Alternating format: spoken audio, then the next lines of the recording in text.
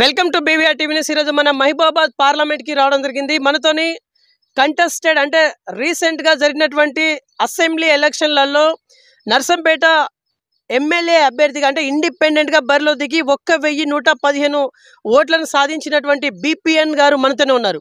So present MP అభ్యర్థిగా, అది కూడా ఇండిపెండెంట్ అభ్యర్థిగా మహబూబాబాద్ పార్లమెంట్ నుంచి వెళ్ళి వీరు ఉన్నటువంటి పరిస్థితి.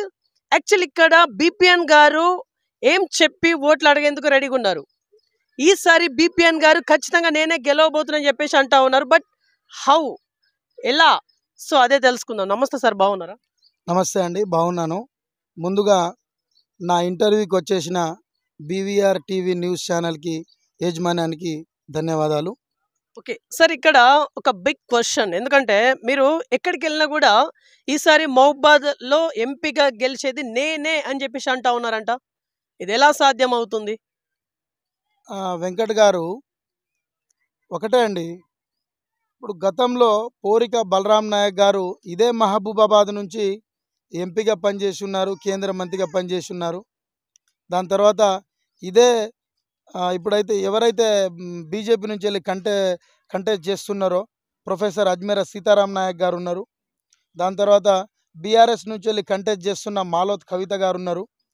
15 సంవత్సరాల నుంచి వెళ్ళి ఈ ముగ్గురే మనకు ఎంపీలుగా ఉన్నారు కదా. మహబూబాబాద్ పక్కనే ఉన్న బయ్యారాంలో ఒక స్టీల్ ప్లాంట్ ఏర్పాటు చేసి ఒక 2 లక్షల మందికి ఉద్యోగాలు కల్పించచ్చు కదా. మరి ఎందుకు ఈ ముగ్గురికి ఈ ఆలోచన ఎందుకు రాలేదు?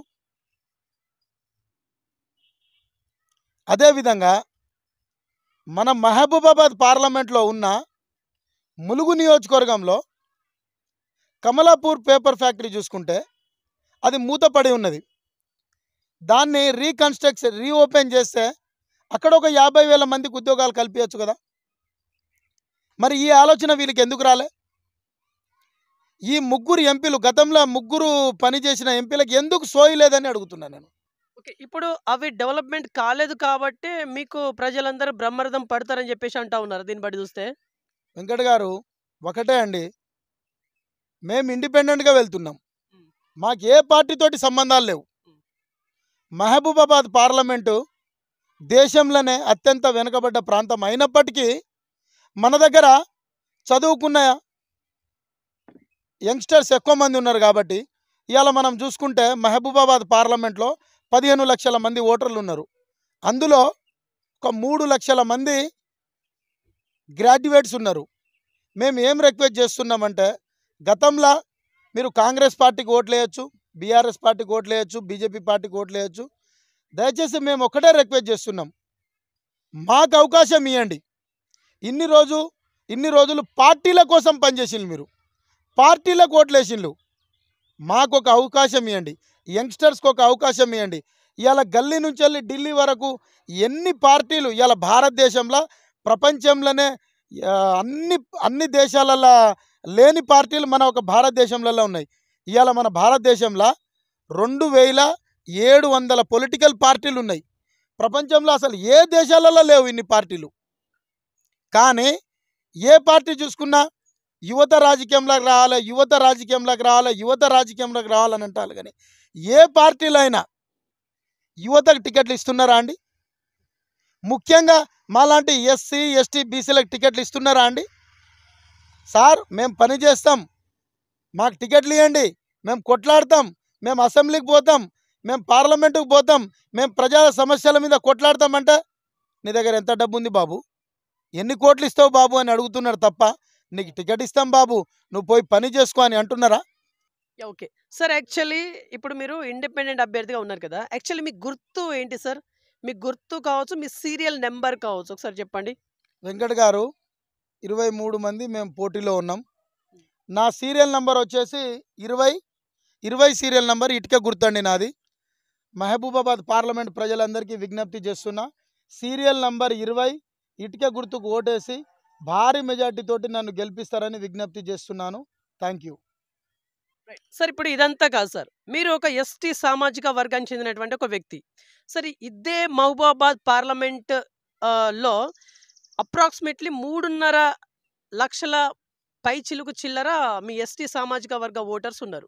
సార్ ఇక్కడ మీ సామాజిక వర్గపు ఓట్లు అంటే ఈ 3 లక్షల పైచిలుకు ఓట్లు మీకు పడతాయా?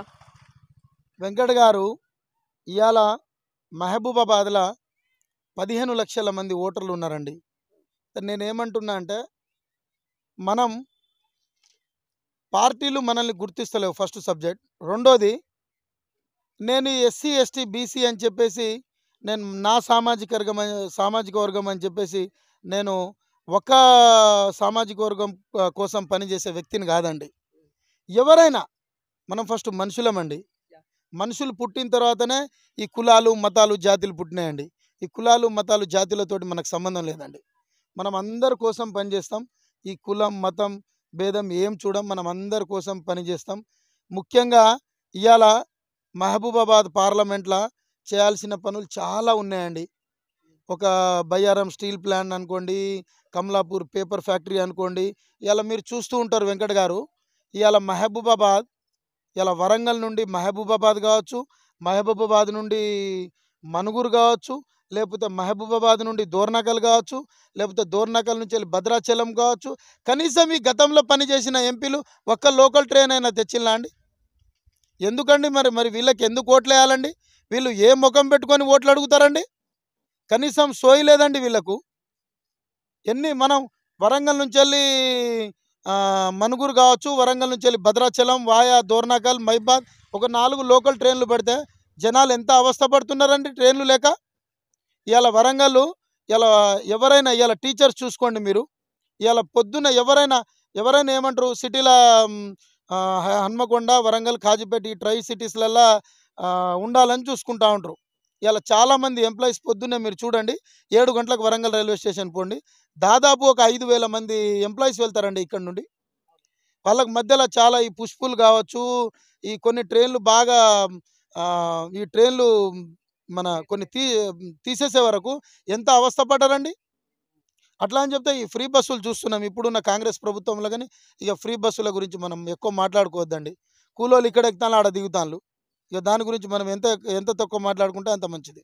ఓకే సార్, ఇక్కడ స్ట్రైట్గా క్వశ్చన్ అడుగుతా ఉన్నాను సార్. ఇక్కడ బీపీఎన్ అనే వ్యక్తి ఇప్పుడు ఇండిపెండెంట్గా ఎంపీ అభ్యర్థిగా బరిలో దిగబోతున్నారు, అది మహబూబాబాద్ పార్లమెంట్. అవును సార్ మీ మేనిఫెస్టో ఏంటి సార్? అసలు మీకు మేనిఫెస్టో ఉందా లేదా ఉందండి. చెప్పండి, ఉంటే ఏంటి? వెంకట్ గారు, నా మేనిఫెస్టో వచ్చేసి ఈ పొద్దంతా ఈ పేజీలు ఉండదండి. స్టేట్ అండి. ఒకటి, మహబూబాబాద్ పక్కనే ఉన్న బయ్యారంలో ఒక స్టీల్ ప్లాంట్ ఏర్పాటు చేయాలి. నా పార్లమెంట్కి చెందిన యువతకు ఒక 2 లక్షల మందికి ఉద్యోగాలు కల్పించాలి. Number 1. Kamalapur paper factory restart చేసి ఒక 50,000 మందికి ఉద్యోగాలు కల్పించాలి. నంబర్ 2. వరంగల్ నుంచి మహబూబాబాద్ నుండి దోర్నకల్ టు మనుగురు, దోర్నకల్ టు భద్రాచలం కొన్ని లోకల్ ట్రైన్స్ పెట్టి జనాలకు జర్నీల ఇబ్బందులు లేకుండా చూసుకోవాలి. నంబర్ 3. ఇవాళ మహబూబాబాద్ పార్లమెంట్లో 7 అసెంబ్లీ సెగ్మెంట్లు ఉన్నాయి, 42 మండలాలు ఉన్నాయి, అదేవిధంగా 1500 గ్రామాలు ఉన్నాయండి. మీకు ఇంతకుముందే నేను చెప్పినాను, ఇది దేశంలోనే అత్యంత వెనుకబడ్డ ప్రాంతం ఇది. ఇలా 1500 గ్రామాలలో మీరు మొన్న చూసుకోండి, మొన్న జరిగిన అసెంబ్లీ ఎన్నికలలో ఒక విలేజ్లో అయితే దాదాపు 20 కిలోమీటర్లు నడుచుకుంటూ వచ్చి వారు ఓటేసిళ్ళు. అది చాలా న్యూస్ కూడా అది పెద్దగా హైలైట్ అయింది, మీరు చూసిళ్ళు. అంటే కనీసం రోడ్లు లేని గ్రామాలు ఎన్నో ఉన్నాయి. ఇలా ప్రతి గ్రామంలో చూసుకుంటే, ఏ గ్రామంలో చూసుకున్నా అసలు స్కూళ్ళు ఉన్నాయండి? గత ప్రభుత్వం ఉండే మన దగ్గర కేజీ టు పేజీ విద్య అన్నారు, ఏడ ఉన్నాయని రోడ్లు లేవు, స్కూళ్ళు లేవు, లైబ్రరీలు లేవు. సార్ ఇక్కడ మనం కొన్ని సాధించాలి అన్నట్టుగా మీరు అన్నారు. అంటే ఇక్కడ బయ్యారం ఉక్కు ఫ్యాక్టరీ కావచ్చు, లేకుంటే ఇంకోటి కావచ్చు, వాట్ ఎవర్, అంటే ట్రైన్స్ కూడా మీరు అన్నారు. సార్ ఇదంతా మీరు సాధించాలంటే లోక్సభలో కొట్లాడాలి. అవును. మరి మీరు మాట్లాడగలరా స్ట్రైట్గా? అంటే ఇంగ్లీష్ ఆర్ హిందీలో మీరు మాట్లాడగలరా? ఎస్ వెంకట్జీ, నేను बीटेक అయిపోయింది నాది. आई कैन स्पीक इन इंग्लिश, मैं हिंदी में बात कर सकता हूँ, मैं इंग्लिश में बात कर सकता हूँ. I can speak in English very well. Has completed my BTech from BITS College, Narsampet, Computer Science Department. Yes, I can fight in Parliament.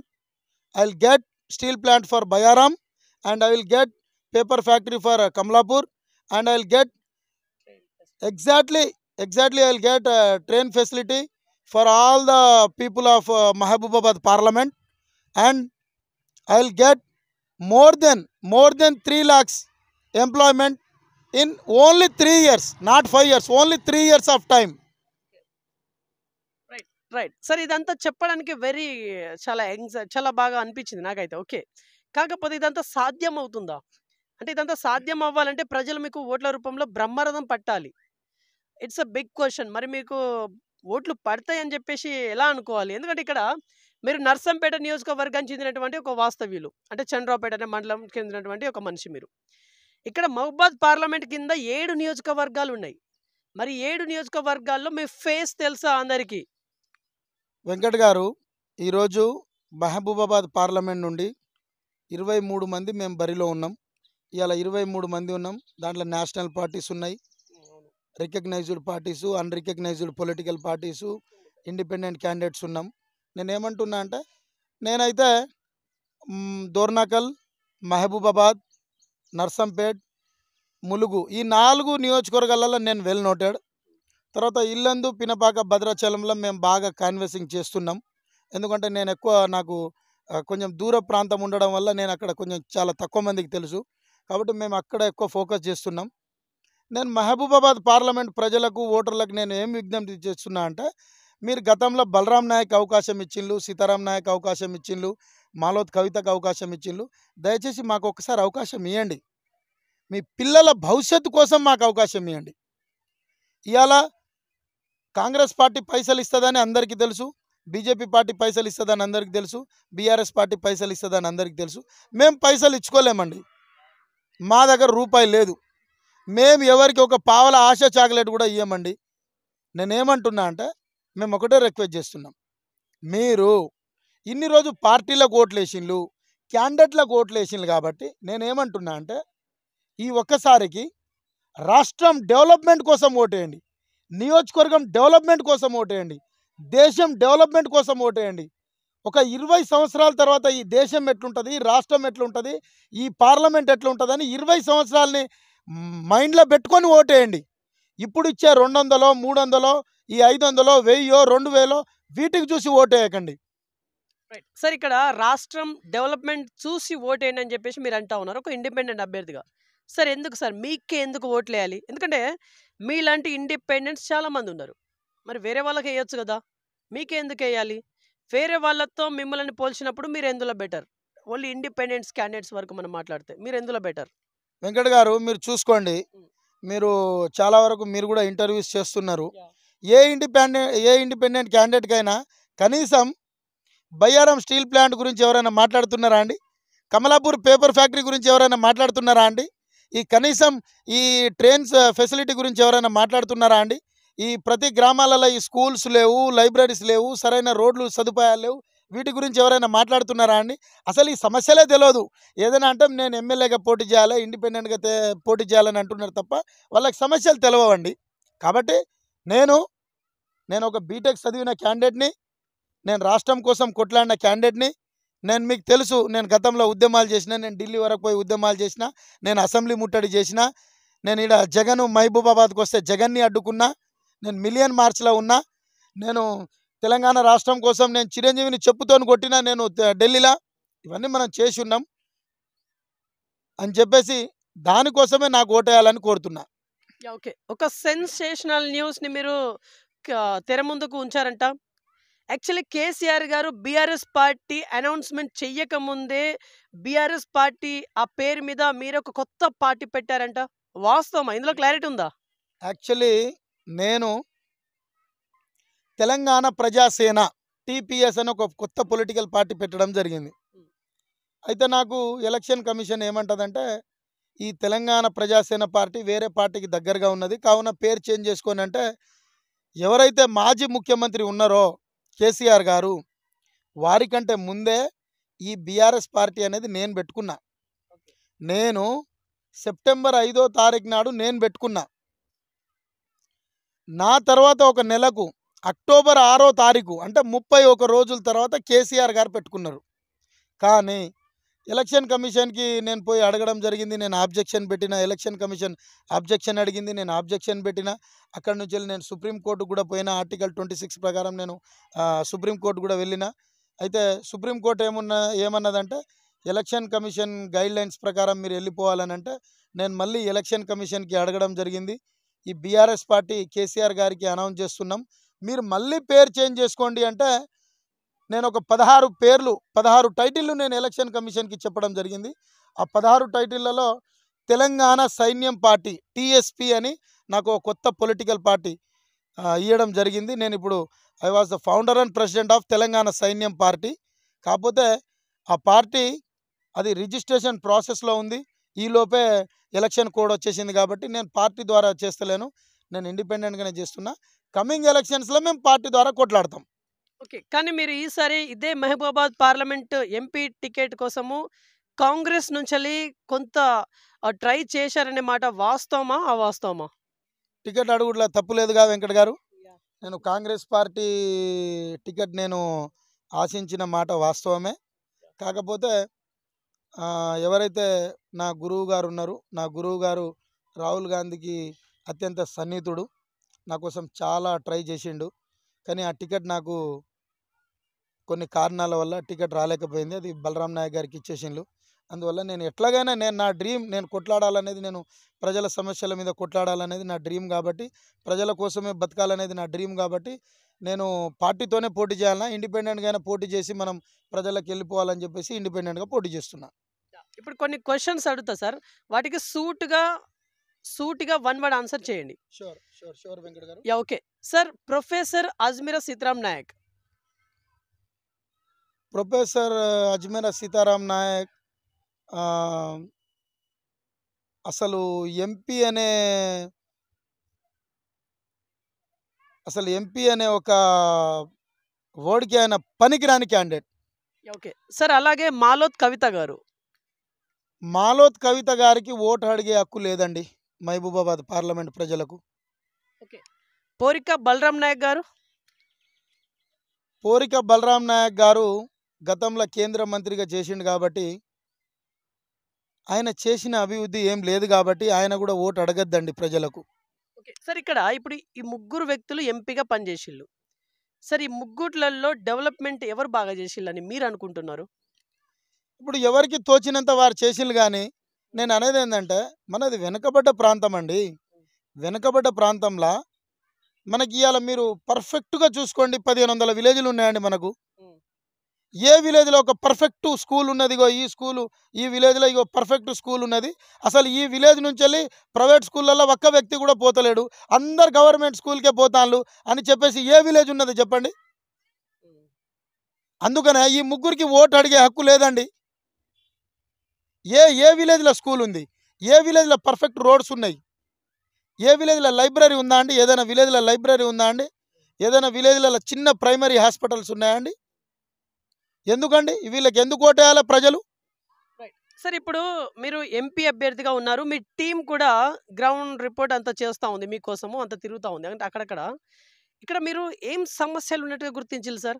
Actually ఉన్నటువంటి 7 నియోజకవర్గాల్లో ఏమేం సమస్యలు ఉన్నట్టుగా గుర్తించిళ్ళు? మేజర్గా చెప్పుకోదగ్గ సమస్యలు ఏంటి? ఇప్పుడు ఇదే అండి. ఇవాళ మేము చాలా ఇవాళ దాదాపు 42 మండలాలలో ఆల్రెడీ నేను ఒక రౌండ్ అన్ని మండలాలు తిరిగేసిన అండి. ఏ మండలంలో ఏ విలేజ్లో పోయినా సరైన రోడ్లు లేవు. నేను అనేది ఏంటంటే ఈ 70-80 సంవత్సరాలు అవుతుంది స్వతంత్రం వచ్చి, మినిమం రోడ్లు ఉండవా అండి? ఏ విలేజ్కి పోయినా మినిమం ఫస్ట్ రోడ్లు బాగాలేవు. ఈ విలేజ్లలో ఏ విలేజ్లలో కూడా స్కూళ్ళు లేవు, లైబ్రరీలు లేవు. కాబట్టి నేను ముఖ్యంగా నేను దేనికోసం కొట్లాడుతున్నా అంటే ఫస్ట్ ప్రతి విలేజ్లో ఒక అద్భుతమైన స్కూల్ ఉండాలి, ఒక అద్భుతమైన హాస్పిటల్ ఉండాలి, ఒక అద్భుతమైన లైబ్రరీ ఉండాలి, ఒక అద్భుతమైన ప్లే గ్రౌండ్ ఉండాలి. ఇవాళ మనం చూసుకోండి, అన్ని ఊర్లలో చూస్తున్నా నేను, ఉన్నాయి ప్లే గ్రౌండ్లు ఉన్నాయి. ఊరికి చివర ఒక 5 గుంటలలో 10 గుంటలలో ఉన్నాయి. అది ప్లే గ్రౌండా అండి? ప్లే గ్రౌండ్ అంటే ఏంటిది? ఎన్ని ఎకరాలు ఉండాలి? ఎక్కడ ఉన్నాయా ఎక్కడైనా? హరితహారం ఉన్నాయి, హరితహారం కూడా ఉన్నాయి. అడవిలలో చెట్లు నాటిల్లు, అదే హరితహారం. ఇదా అండి హరితహారం? Okay sir. యాక్చువల్లీ ఇప్పుడు ఒక క్వశ్చన్ అడుగుతా, వన్ వర్డ్ ఆన్సర్ చేయండి. ఓకే. బీపీఎన్ అంటే ఏంటిది? బీపీఎన్ అంటే నా పేరండి, బానోత్ ప్రేమ్ నాయక్. ఎస్, నా పేరు అది, బానోత్ ప్రేమ్ నాయక్.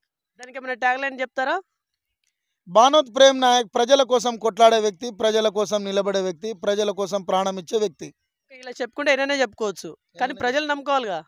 ఇప్పుడు నేనేమంటున్నా, ఇప్పుడు ప్రజలు నమ్మి మాకు ఓటేస్తే ప్రజల కోసం, నేను అదే అంటున్నా కదా, ఇంతకుముందే మీకు చెప్పిన, నాకు I don't want 5 years of time, just give me only 3 years of time. ఈ 3 సంవత్సరాలనే, ఈ 3 సంవత్సరాల లోపే అభివృద్ధి ఎట్లా ఉంటుందో చూపెడతా. స్టీల్ ప్లాంట్ తెస్తా, పేపర్ ఫ్యాక్టరీ తెస్తా, లోకల్ ట్రైన్స్ తెస్తా, ఎన్ని చేయాలనో అన్ని చేస్తా, స్కూళ్ళు కట్టిస్తా, రోడ్లు వేయిస్తా. ఏ ప్రాంతంలో ఏ సమస్య, ఎక్కడ ఏం లోపం ఉన్నదో, అసలు అభివృద్ధి ఎట్లా ఉంటుందో చేసి చూపెడతా. That is only span of 3 years of time. Sir, ఇప్పుడు ఇంత పొలిటికల్ అనుభవం ఉన్నటువంటి బలరాం నాయక్ గారు కావచ్చు, సీతారాం నాయక్ గారు కావచ్చు, లేకుంటే మాలత్ కవిత గారు కావచ్చు, ఇంత పొలిటికల్ సీనియారిటీ ఉన్నటువంటి వీళ్ళే చేయలేంది మీరు ఎలా చేస్తారు అనేది ఇట్స్ ఎ బిగ్ క్వశ్చన్. ఇప్పుడు వెంకట్ గారు, వాళ్ళు ముగ్గురు చేయలే కాబట్టి మేము చేసి చూపెడతాం. వాళ్ళు ముగ్గురు చేస్తలేరనే మేము పోటీకి వచ్చినాం, మేము చేయాలని చెప్పేసి. ఇప్పుడు ఇప్పుడు నేను అదే అంటున్నా, సీనియర్ కదా వీళ్ళు ముగ్గురు గతంలో ఎంపీగా పనిచేసిండ్రు కదా ఇదే పార్లమెంట్ నుండి. మాలోత్ కవిత గారు, పోరిక బలరాం నాయక్ గారు, అజ్మీర సీతారాం నాయక్ గారు 15 సంవత్సరాలు చేసిండ్రు కదా. ఈ 15 సంవత్సరాలల్లో పార్లమెంట్ సెషన్స్ అవుతాయి కదా. ఈ పార్లమెంట్ సెషన్స్లల్లో వీళ్ళు ఎన్ని క్వశ్చన్లు అడిగిండండి? అసలు వీళ్ళు పార్లమెంట్లో ఎప్పుడైనా మాట్లాడంగా మీరు చూసిండ్రా అండి? మాలోత్ కవిత గారు కావచ్చు, పోరిక బలరాం నాయక్ గారు కావచ్చు, అజ్మీర సీతారాం నాయక్ గారు కావచ్చు, ఏం మాట్లాడినని వీళ్ళు ఎప్పుడైనా మాట్లాడినా అండి పార్లమెంట్లో? అసలు వీళ్ళకి ఏమైనా అవగాహన ఉంటుందా? పోనీ వీళ్ళు పార్లమెంట్లో ఫైట్ చేసిండ్రు, క్వశ్చన్లు అడిగిండ్రు, పని చేసిండ్రు అనుకుందాం, మరి ఏది డెవలప్మెంట్? డెవలప్మెంట్ ఏదండి? వరంగల్, ఇవాళ వరంగల్లో ఉంటాం, వరంగల్ నుంచి వెళ్ళి మహబూబాబాద్ పోవాలంటే పొద్దున్న పుష్పులు ఎక్కాలి, లేకపోతే కృష్ణ ఎక్కాలి, లేకపోతే గోల్కొండ ఎక్కాలి, లేకపోతే ఇంటర్సిటీ ఎక్కాలి. ఇవేనా ఇక? అంటే ఒక జిల్లా నుంచి ఒక జిల్లాకి, ఇంకో జిల్లాకి ఎంత ట్రాన్స్పోర్ట్ ఫెసిలిటీ ఎంత ఉండాలి? ఇవాళ మీరు ఒక్కొక్క వేరే దేశాలు చూసుకోండి, వేరే రాష్ట్రాలు చూసుకోండి, ఎన్ని లోకల్ ట్రైన్స్ ఉంటాయండి? హాఫ్ అన్ అవర్కో ట్రైను, గంటకో ట్రైను, ఎంత ఫెసిలిటీ క్రియేట్ చేసుకోవచ్చు మనం. మరి ఏది? సార్, ఇప్పుడు రీసెంట్గా అసెంబ్లీ ఎలక్షన్లలో మీకు 1115 ఓట్లు పడ్డాయి నర్సంపేట నియోజకవర్గం నుంచి. ఇండిపెండెంట్ ఎమ్మెల్యే అభ్యర్థిగా మీరు నిలబడ్డారు. ఈసారి అదే ఇండిపెండెంట్ ఎంపీగా మీరు ఉన్నారు. ఈసారి మీ టార్గెట్ ఎన్ని ఓట్లు అనుకుంటున్నారు? వెంకట్ గారు, మీకు తెలియనిది ఏం కాదు. అసెంబ్లీ ఎన్నికలలో మొన్న నేను జనరల్లో పోటీ చేసినా అండి. నాకున్న మైబాద్ పార్లమెంట్, నేను మైబాద్ పార్లమెంట్ ఓటర్ని. నాకున్న మైబాద్ పార్లమెంట్ కాన్స్టిట్యున్సీలో 7 అసెంబ్లీ సెగ్మెంట్లు ఉంటాయండి. దోర్నాకల్, మహబూబాబాద్, నర్సంపేట్, ములుగు, ఇల్లెందు, పినపాక, భద్రాచలం. ఈ 7 సెగ్మెంట్లల్లో నేను జనరల్లో పోటీ చేసిన నర్సంపేటలో. జనరల్ అంటే జనరల్గా మీకు తెలియనిది ఏం కాదు, ఆడ రెడ్డి సామాజిక వర్గం ఉంటుంది. ఈ రెడ్డి సామాజిక వర్గంలో మీకు తెలియందా, 100 కోట్లు పెట్టిల్లండి. మాధవ్ రెడ్డి గారు 100 కోట్లు పెట్టిళ్ళు, సుదర్శన్ రెడ్డి గారు 100 కోట్లు పెట్టిళ్ళు. ఇవన్నీ ఇది జనానికి తెలియదా? ఓట్లు వేసిన జనాలకు తెలియదా? వాళ్ళకి డబ్బులు ఇవ్వలేదా వీళ్ళు? ఈ 100 కోట్లు, 200 కోట్లు వాళ్ళు ఫైట్ చేసినప్పుడు దాంట్లో నేను ఒక స్టూడెంట్ లీడర్ని, నేను కొట్లాడి 1115 ఓట్లు వచ్చినాయండి నాకు. ₹1 పావలది ఆశ చాక్లెట్ కూడా ఇవ్వలేదండి నేను ఎవరికి. నిస్వార్థమైన ఓట్లు ఇవి. 1115 ఓట్లు ఏదైతే నాకు పడ్డాయో నిస్వార్థమైన ఓట్లు ఇవి. మాకు నర్సంపేటలో 283 పోలింగ్ స్టేషన్లు ఉంటే ఒక 30 పోలింగ్ స్టేషన్లలో నాకు 0 ఓట్లు పడ్డాయండి. 0 పడ్డాయి నాకు. అంటే నాకు ఎక్కడ కూడా క్రాస్ ఓటింగ్ పడలే. ఎస్, బీపీఎన్ గారికి మేము వేద్దామని చెప్పేసి వేసిన ఓట్లే 1115 ఓట్లు నాకు వచ్చినాయి. కాబట్టి నేను ఏమంటున్నా అంటే, ఇప్పుడు డబ్బులు ఇవ్వాలి, డబ్బులు ఇచ్చే ఓట్లు కొనాలంటే మేము అది చేయలేమండి, మా దగ్గర డబ్బు లేదు. నేనే మహబూబాబాద్ పార్లమెంట్కి నేనే చేతులు జోడించి రిక్వెస్ట్ చేస్తున్నా, ఓటు దో నోటు దో అన్నట్టుగా మీరు ఓటు ఇవ్వండి, మీరే నోటు ఇవ్వండి. డెవలప్మెంట్ అంటే ఏంటిదో చేసి చూపెడతా. నేను 3 సంవత్సరాలలో చేసి చూపెడతా నేను. ఓకే సార్, ఇప్పుడు ఉన్నటువంటి ఇండిపెండెన్స్ అభ్యర్థుల గురించి మనం మాట్లాడదాం. ఈ ఇండిపెండెన్స్లలో మీరు బెస్ట్ అని చెప్పేసి మిమ్మల్ని మీరు సర్టిఫై ఇచ్చుకున్నారు. రిమైనింగ్ వాళ్ళ పరిస్థితి ఏంటిది?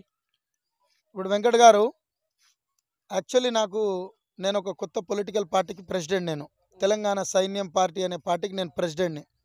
నేను ఏమంటున్నా అంటే, ఇప్పుడు నేను నా నా నాతో పాటు పోటీ చేసే క్యాండిడేట్ని నేను వాళ్ళు తక్కువ అని నేను చెప్పను, కానీ వాళ్ళందరికంటే బెస్ట్ డెవలప్మెంట్ చేస్తాను నేనంట.